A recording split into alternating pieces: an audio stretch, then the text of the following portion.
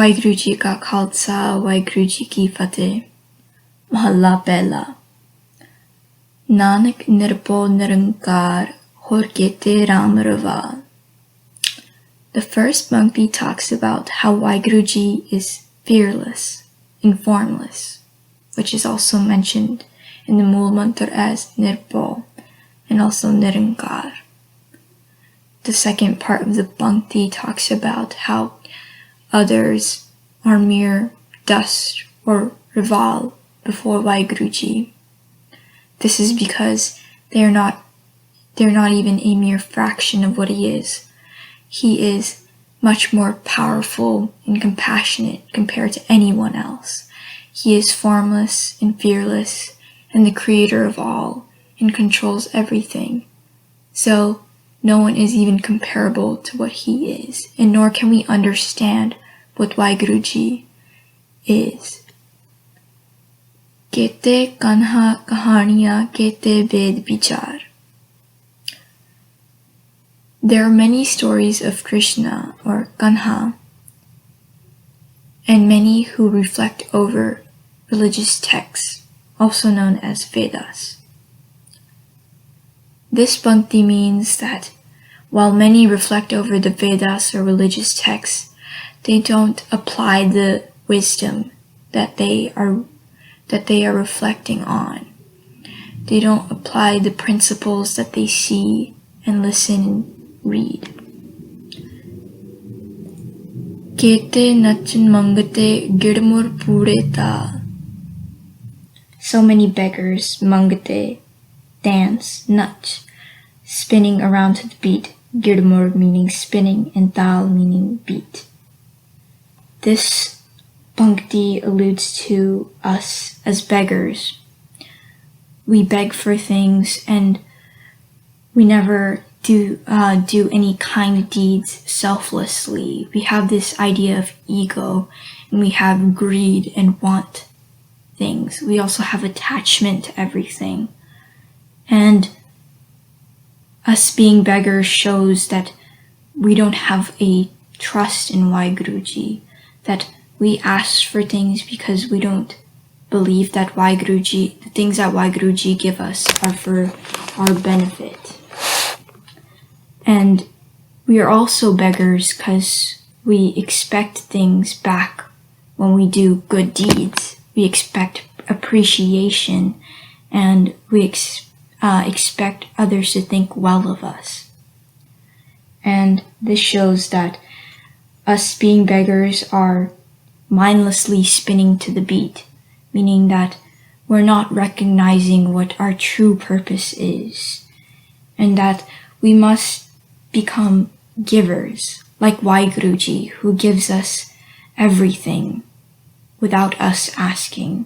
So we must become givers who do good deeds and let others feel happiness, and feel happiness without asking anything in return. Bajari bajar mein aaye kade bajar. The magicians perform their magic in the marketplace, creating a false illusion.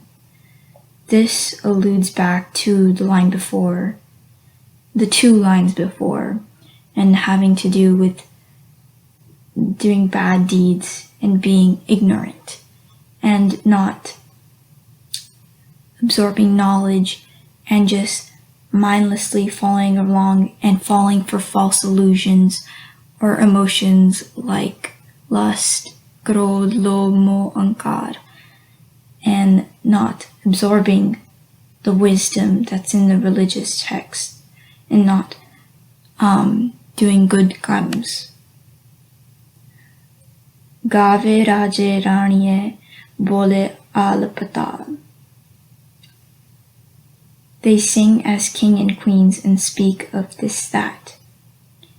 In this Bhakti, they refers to us, meaning that we speak like king and queens with ego or excessive pride and speak of non-relevant or non-beneficial subjects and matters, and we don't reflect over what's really important, getting close to Waheguru Ji and seeing how our deeds in this life will lead us in afterlife, and how we will have to one day face Waheguru and account for all that we've done.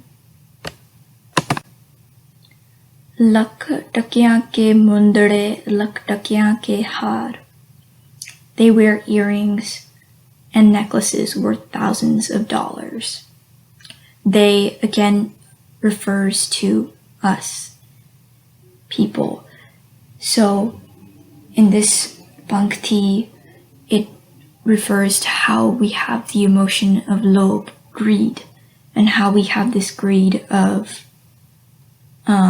money and power. And when we see that we have power if we have money, so we have all these earrings and necklaces which are worth a lot of money. And it shows that we have also this idea of ankar, or ego, or idea of self-worth, that if we have all this power, we have self-worth, and we feel that we are important, and that we impact others, and that it's us, and we only think about ourselves. So it shows that we must move on from these emotions like greed and ego, and learn to be selfless and kind, and not get attached to things. Jit tan paiye nanaka se tan hove char. Those bodies on which they are worn turn to ashes.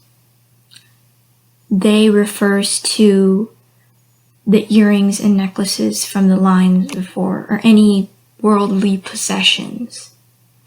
So this means that on the bodies that these worldly possessions are worn on eventually turn to ashes. So this tells us that we are just souls, and that we will return to Waheguru to have our account read to us. So what matters is not the amount of money or power that we have.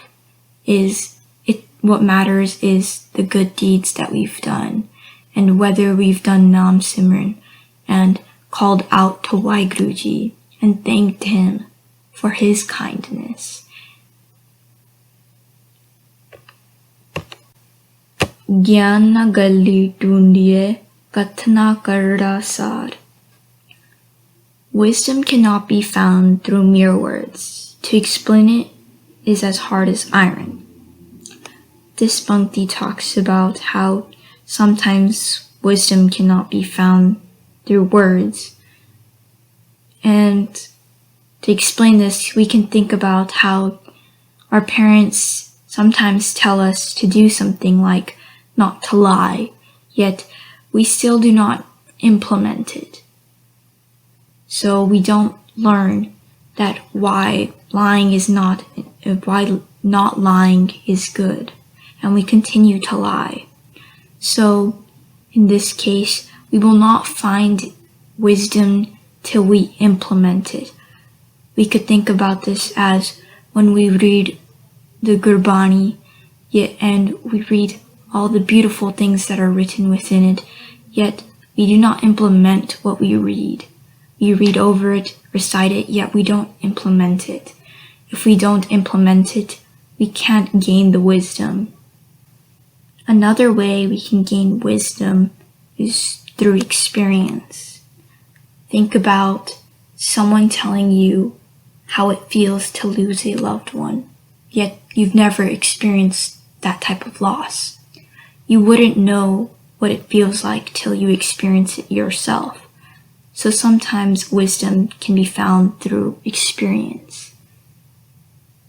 The second part of the bhakti talks about how to explain it is as hard as iron. It's hard to explain finding wisdom through implementation till you don't implement it yourself. So this refers back to gaining wisdom through experience. Through implementation and through experience can you only receive the wisdom that Waheguru is trying to give us through Bani.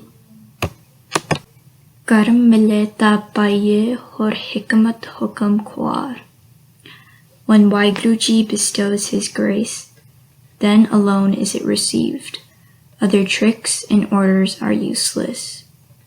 In this pankti, tricks is hikmat and hukam means orders. This pankti talks about how only through Waheguruji's grace do things occur and happen. For example, we only find wisdom through Waheguruji's grace.